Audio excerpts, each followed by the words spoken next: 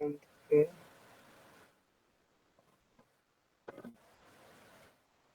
আমি কেটে দিচ্ছি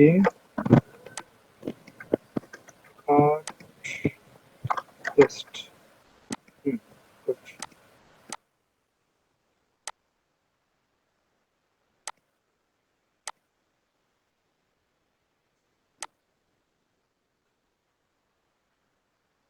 এটাকে অ্যালাইনমেন্ট করে দিই।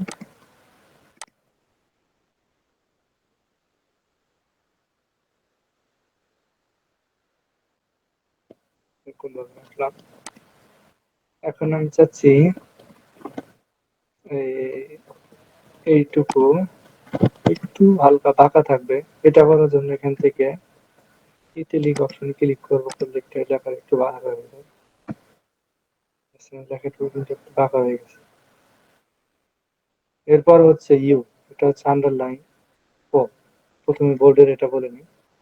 বোল্ড করার জন্য আপনার কিন্তু শর্টকাট আছে।